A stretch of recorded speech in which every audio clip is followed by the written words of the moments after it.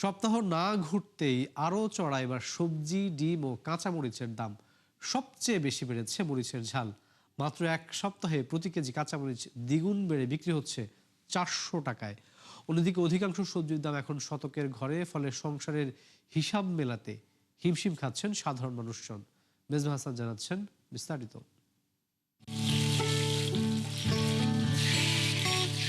কাজে যতটা না গুণ, ডাইনিংয়ে তার চেয়ে কয়েক গুণ বেশি উপস্থিতি বেগুনের। ফলে নিম্ন, মধ্য কিংবা উচ্চবিত্ত সবার কাছেই সমহারে কদর এই সবজির। কিন্তু গেল কয়েকদিনের টানা বৃষ্টি আর গ্যাসের সংকটের অজুহাতে ছুঁয়েছে 200 টাকার ঘর। একই পথে হাঁটছে অধিকাংশ সবজি। চাহিদা ভেদে যা ছাড়িয়েছে সেঞ্চুরিকেও। আর দ্বিগুণ দাম বেড়ে কাঁচামরিচ ছাড়িয়েছে 400 টাকার ঘর। এতে বিপাকে সাধারণ মানুষ। কাঁচামরিচ কিনতে যে মাথা খারাপ হয়ে গেছে।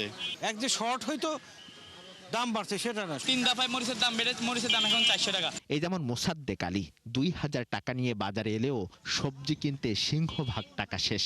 ফলে বাকি বাজার কিভাবে করবেন তা নিয়ে বিপাকে তিনি। যেই টাকা আনছি যে মাল নিমু বেশি করিয়া হে আর নিতে কম করিয়া, এটা একবারে যাবো না। রাইতে কবে মাইয়াই কবে আমি পাই না, পোলাই কবে আমি পাই না। আপনি কি করেন আবার কয় দিনের বাজার? ওঠানামার মধ্যে থাকা ব্রয়লার মুরগি কেজিতে 20 টাকা বেড়ে বিক্রি হচ্ছে 200 টাকায়। সোনালির কেজিও 350। আর বরাবরের মতোই বাড়তি দামে বিক্রি হচ্ছে মাছ। বাজার পেয়ে এসেছে 5,000 টাকা, সেখানে 6 থেকে 7,000 টাকা বেড়ে যাচ্ছে। খুবই বাজে, প্রত্যেকটা জিনিসের দাম বেশি। মাছ, মাংস, সবজির এমন ঊর্ধ্বমুখী দামে নিম্নবিত্তদের ভরসা এখন ডিমে। কিন্তু সেখানেও নেই স্বস্তি। দাম বেড়ে প্রতি হালি বিক্রি হচ্ছে 50 টাকায়। তবে কেন এমন দাম বৃদ্ধি তার সঠিক উত্তর নেই বিক্রেতাদের কাছে। কাঁচামালের যখন দাম বেড়ে যায় তখন ডিমের উপরে চাপ পড়ে। 500 টাকা 1000 টাকা ভাঙাইলে আপনার এমনি তো চলে যায়, টাকা চলে যায়। তা আপনার মাছ কিনবো কি, মাংস কিনবো কি, ওটা বাদই দিলাম। শাকসবজির দামও তো অনেক চড়া।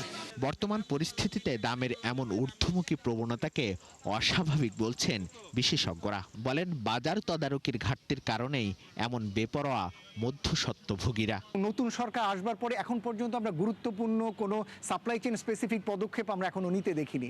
শুধু আমরা শুনতে পাচ্ছি যে সরকার এআই ইউজ করবেন, সরকার বাজারের উপরে বিভিন্ন রকম তদারকি করবেন, কিন্তু আইনগত পদক্ষেপ, বাজার মনিটরিংয়ের জন্য যে উদ্যোগগুলো, কি ধরনের কৌশল নিতে চান সরকার, সেটা এখনো পরিষ্কার না। দামের লাগাম টানতে নিয়মিত বাজার পর্যবেক্ষণের তাগিদ বিশেষজ্ঞদের। মিসবাহ হাসান, ৭১, ঢাকা।